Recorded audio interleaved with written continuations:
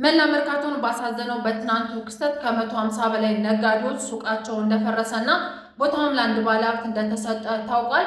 ህዳር 30 ቀን የወረዳው መሬት አስተዳደር ነጋዴዎቹን በአስቸኳይ ስብሰባ ጠርቷቸው የነበረ ሲሆን በወቅቱም የልማት ተነሽ እንደሆኑና ቦታውም ለአንድ ግለሰብ እንደተሰጠ ተነግሯቸው ነበረ።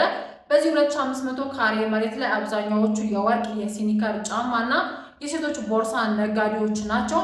በትናንትናው ዕለት ከሌሊቱ 11 ሰዓት ጀምሮ ዕቃቸውን እንኳን በስነ ስርዓት ሳያወጡ ሱቃቸው እንደፈረሰ ተናግረዋል።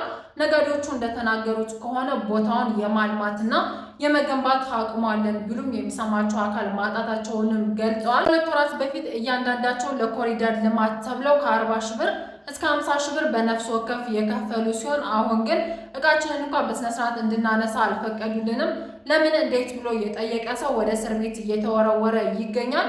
ይህ 2500 ካሬ መሬት እንግዲህ ሰሚር ጁቢር ለተባለ ባለሀብት እንደተሰጠ መሰረት ሚዲያ አረጋግጧል። ከዚች ለዘመናት ስንጠብቃትና ስንገብርላት ኑረን ከገፋችን ሀገር ላይ ህጋዊ የሆነ ህገወጥነት በግልጽ ተፈጽሞብናል ብለው መናገራቸውን መሰረት ሚዲያ አረጋግጧል።